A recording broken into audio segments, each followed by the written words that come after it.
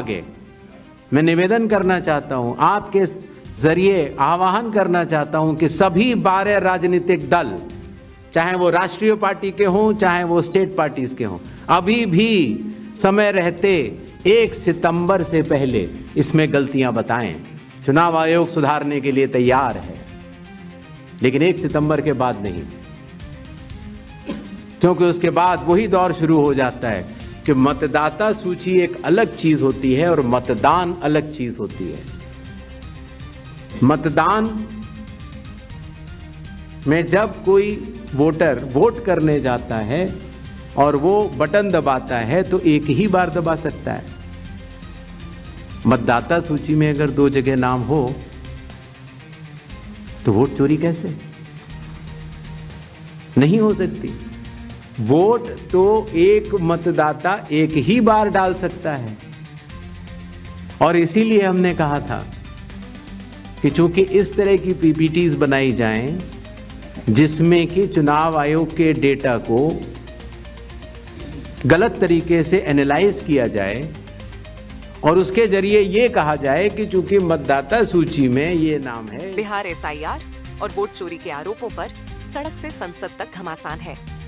राहुल गांधी ने वोट चोरी का आरोप लगाकर सियासी बम फोड़ा है। अब इन सब का जवाब देने के लिए चुनाव आयोग खुद सामने आया है।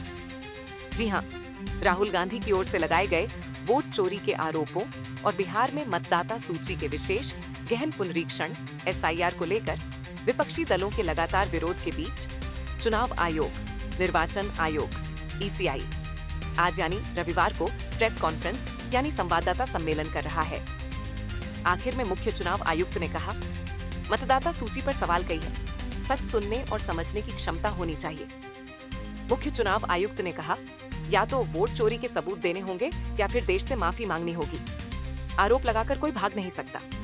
सच सच होता है और सूरज पूरब में ही उगता है, किसी के कहने पर पश्चिम में नहीं उगता।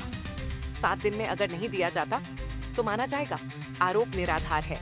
चुनाव आयोग और मतदाताओं पर चोरी का आरोप लगाते हैं तो ग्रेडिंग का फर्क है।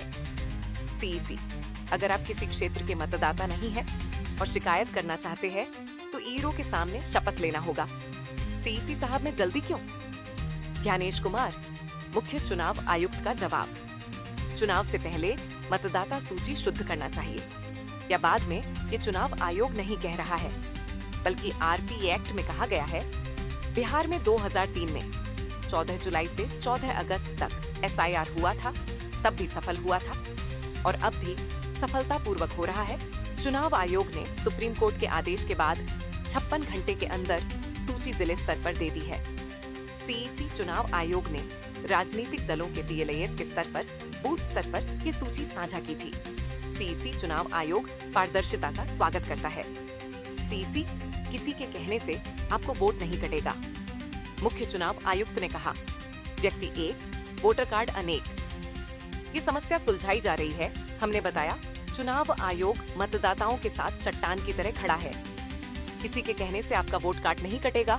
मशीन रीडेबल मतदाता सूची और सर्चेबल मतदाता सूची में फर्क। सीईसी ज्ञानेश कुमार ने कहा, मशीन रीडेबल मतदाता सूची और सर्चेबल मतदाता सूची में फर्क समझना होगा। चुनाव आयोग से मतदाता सूची को डाउनलोड किया जा सकता और सर्च किया जा सकता है। मशीन रीडेबल मतदाता सूची से निजता का हनन हो सकता है। सुप्रीम कोर्ट ने ऐसा कहा है। मशीन रीडेबल वर्जित है। ये सुप्रीम कोर्ट का फैसला है। किसी के फोटो को बदला जा सकता है, कुछ बदलाव किए जा सकते हैं।